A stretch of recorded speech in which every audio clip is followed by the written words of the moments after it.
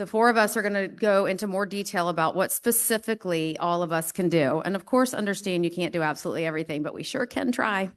But like Mike said, I'm going to say it again, donate money, donate time, donate data. It's pretty simple. We all have to do what we can in those three realms to help support SRF and get treatments for our kids. So I am the first person who has to talk, and y'all are welcome to sit if you would prefer, because each of us will go. So Anthony touched on fundraising a bit. I'm going to do so as well. As one of the board trustees, I liaise with the development group. And as Mike's mentioned a few times, I feel really deeply about fundraising because I don't understand how any of this can happen without money. So that seems to be my passion. I don't enjoy fundraising. It's very embarrassing and uncomfortable, but if I don't ask, I don't know who will. And I had to tell myself that when I go to friends and family and businesses and what have you, they can just say no. And some do. But at the same time, if I don't ask, I'm not going to get a dime. So, and Anthony also mentioned the combined federal campaign that's ongoing.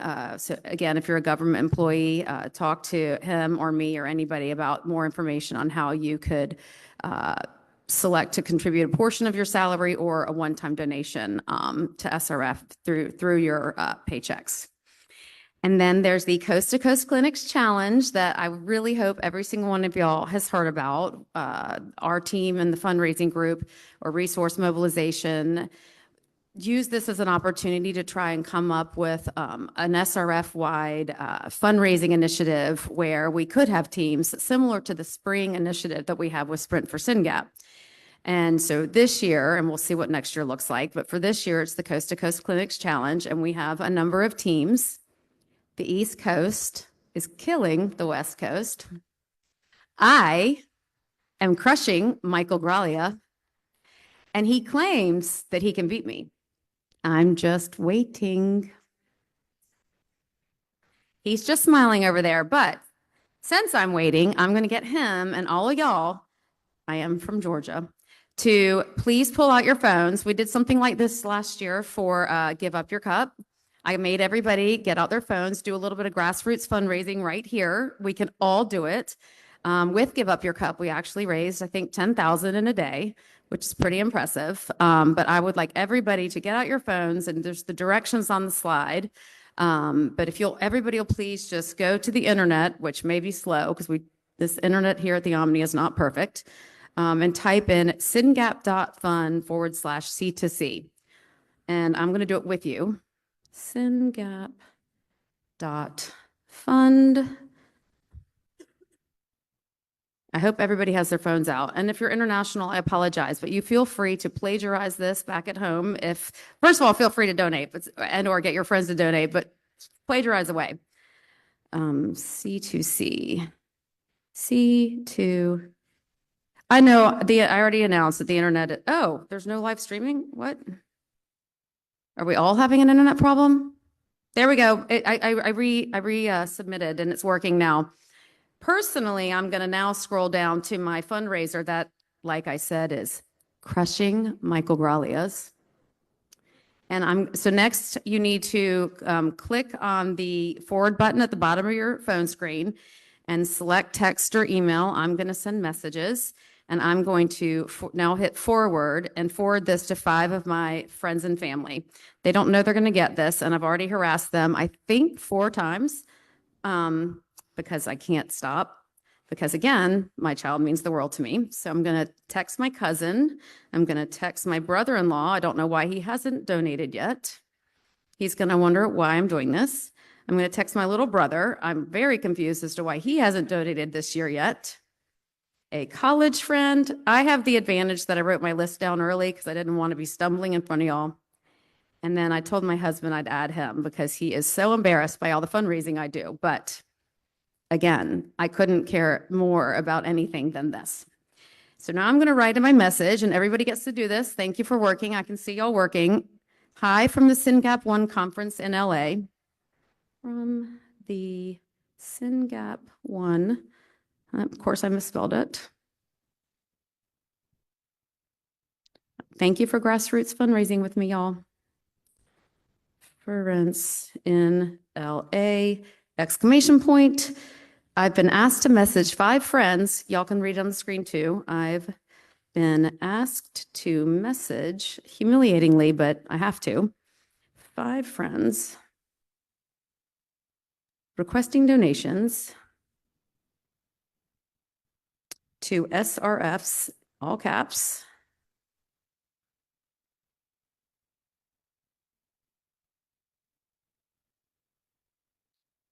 Thank you, Natalie. I love there are people online watching. Natalie, you better be doing this too. She's already been doing some fundraising for the East Coast. She has her own little fundraiser. She's doing well. So SRF's fundraiser to establish a Syngap 1 clinic.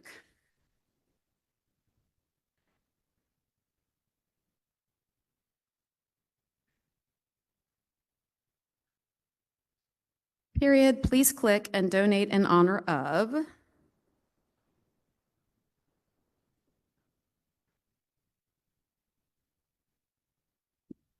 I know, my husband's calling. We're busy. Yeah, he's like, I'm watching. Please stop.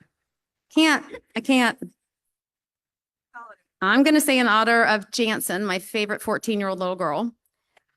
Thank you for your support.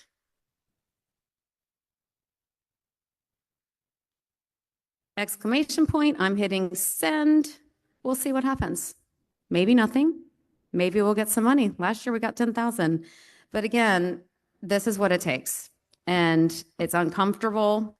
I promise I get it. I don't enjoy doing this, but like Mike said, it really is rewarding to some extent to see that people come out of the woodwork to support us. And I have been intrigued to see that there are friends and family who you don't even think could consider supporting have been some of the most supportive. People you think absolutely will come on out, don't necessarily. You never know, but all you can do is ask and try. And there are various different ways to go about fundraising. But right now, I'm working on grassroots and reaching out to friends, family, and companies in Atlanta. And I beg and request that all y'all do that as well. And like Mike said, a little bit from a lot of us becomes a lot.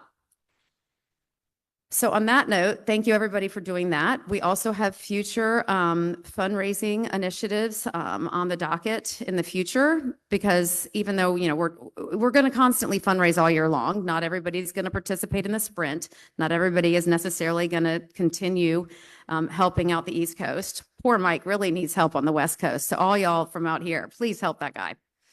But in the future, in January, we're going to roll out a New Year's resolution campaign. In February, we'll have a monthly giving program that we're going to introduce, Love for a Cause, and we'll also have Rare Disease Day at the end of February.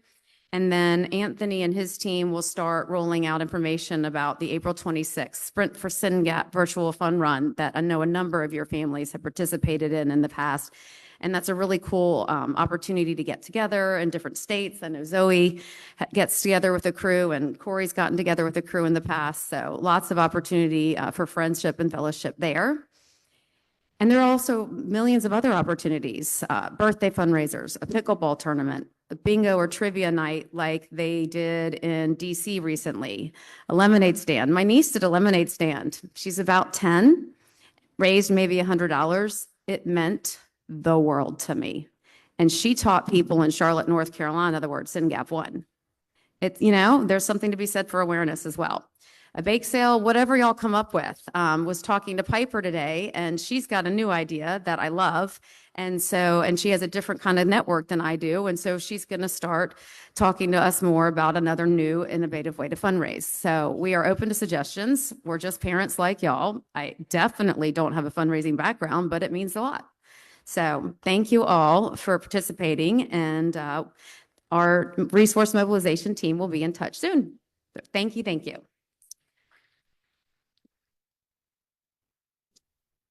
Press this button to forward. So I forwarded for her. But did you make it bigger on here? Yeah. I don't know. Oh, what good are you then? No, wait on. But so no, next. Okay. So we now I'm trying to see if we can make that bigger. Oh, okay.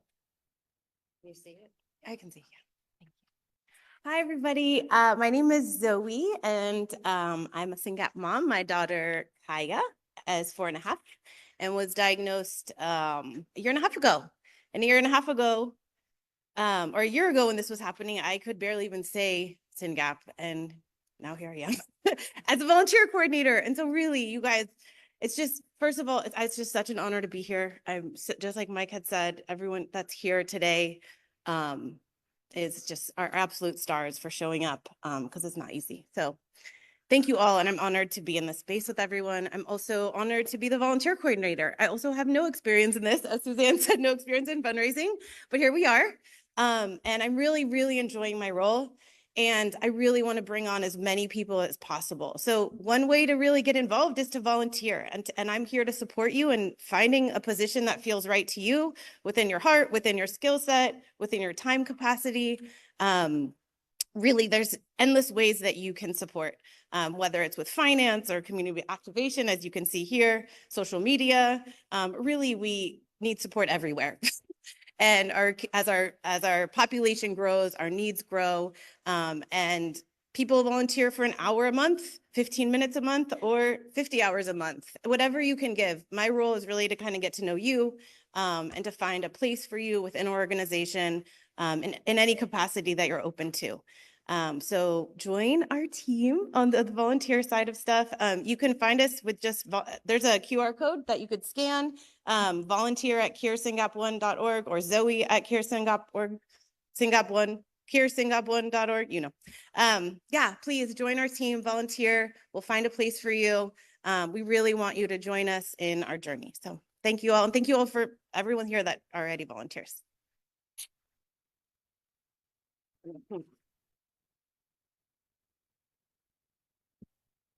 Go ahead, Marta. You go with me. Okay, now Corey and I are gonna take a little bit of time to talk about the studies. First thing, everybody has this in the tables. Please scan the QR code. It calls patient participation. And basically, we are gonna go to every study, and if you guys are interested to participate, click in the form. Then that will be very nice to have that from you guys.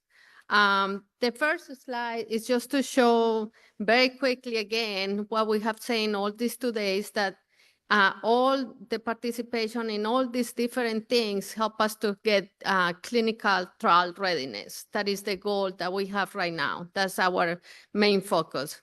Okay, let's go next.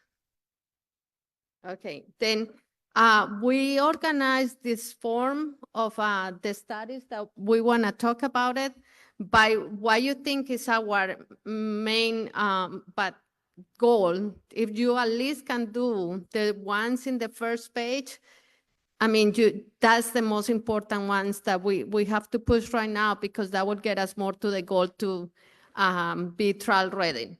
Then to start with the first one. Citizen. Sorry, I cannot see. Citizen, you go.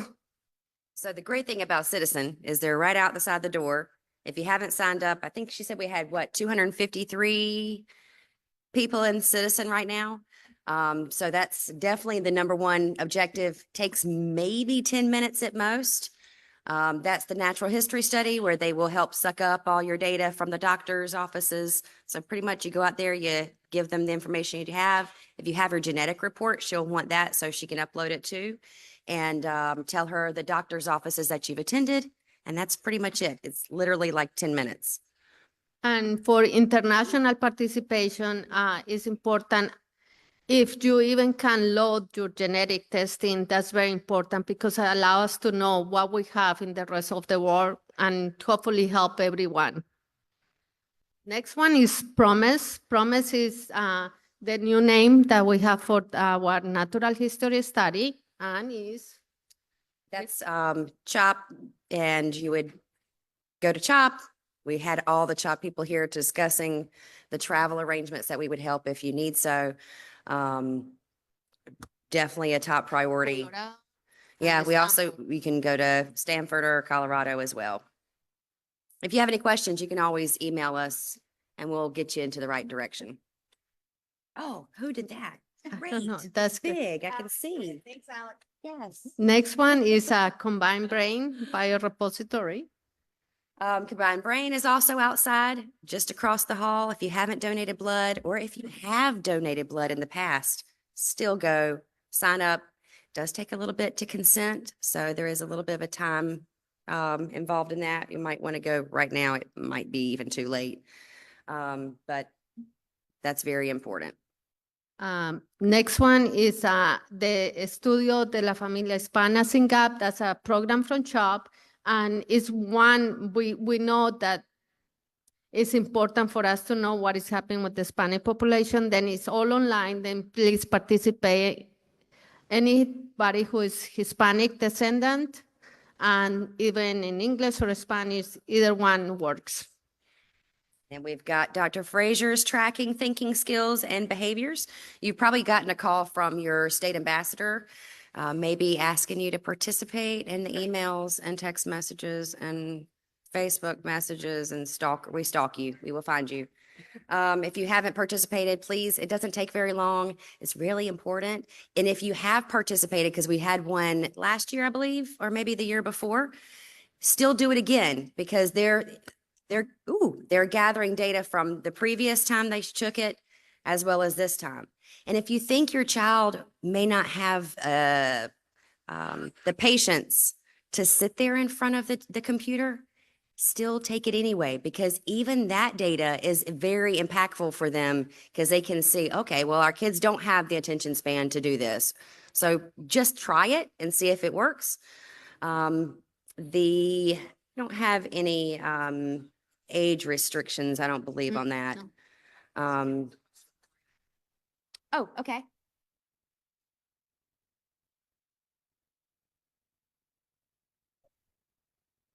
Yes, if you can still do it, that'd be great. They will give you the Yeah. package to send. Yeah, you can coordinate that with them. They're very good.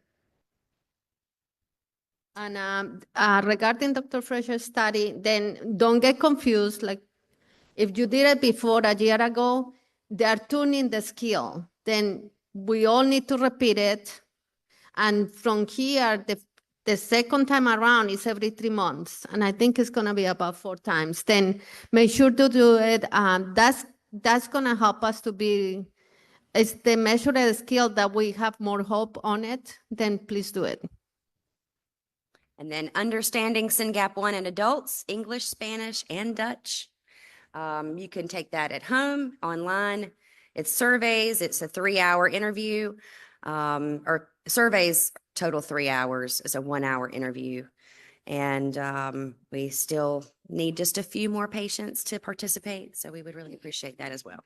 Remember, every kid is going to become adult. And every adult parent, like the ones that we have all kids, will help everybody else to understand the disease better. Okay. Then there are the other studies that we are really focused on it, the EEG studies, biomarkers. Yes, this one is a little bit,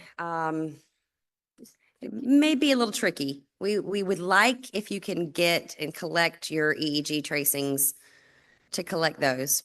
We would also like, if you can't, and if you can, and if you can't, we would at least like home videos of your seizures. So maybe a little tricky. We're willing to help you and navigate that a little bit. Then the role that they gave us for SRF, we are like a referrals. Then Yeah. if you get Corey or me and you send us an email and tell us, hey, I have this video or stuff, we connect you with them. If you don't have the EEG disc or the CD or the stuff, they have people that with your authorization can get it from any place in the US. Then basically, even if you have the way they are thinking is the best patient is the one that has the video EEG and also has videos at home of the same seizure. The second patient they want is just videos that you have from home with the kid having seizures. The third patient that they would like is something that looks like seizures and everybody tells you maybe it is, maybe not, even the physician.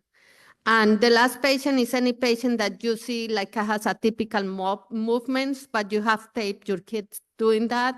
That's all very informative. Then please email us, and our job is to refer you, connect you with the study coordinators.